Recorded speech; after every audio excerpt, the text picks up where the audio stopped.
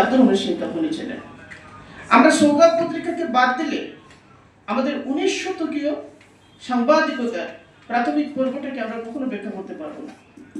এই সৌগাত পত্রিকায় নিয়মিত স্বাধীনতার পক্ষে যুক্তি উৎপাদন করছিলেন আব্দুর রহমান সিংকাপনি, মোহাম্মদী পত্রিকায় নিয়মিত লিখছেন আব্দুর রহমান সিংকাপনি, আজাদ পত্রিকায় দৈনিক আজাদ পত্রিকায় নিয়মিত লিখছেন আব্দুর রহমান সিংকাপনি। আবার সিলেটে অত্যন্ত গুরুত্বপূর্ণ একটা দৈনিক পত্রিকা যুগবেরি, এই যুগবেরি অত্যন্ত আবেদনময় ছিল। শুধু সিলেটে নয়, আসামে, ত্রিপুরায়, এই সব জায়গায় সে আবেদন রাখতো। কলকাতা পর্যন্ত তার আবেদন সম্প্রসারিত ছিল।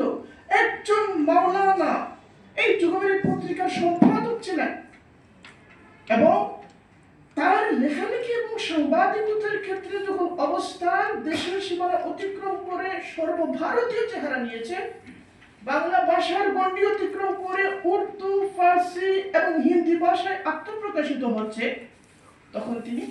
তখন তিনি রাজনীতিতে এদেশে একেবারে মূল ধারার সাথে সম্পৃক্ত, ঢাকার নবাব পরিবারের সাথে সম্পর্কিত, এবং যখন মুসলিম লীগ তৈরি হচ্ছে তখন তিনি একেবারে প্রেরণাদায়ী ভূমিকা পালন করছেন।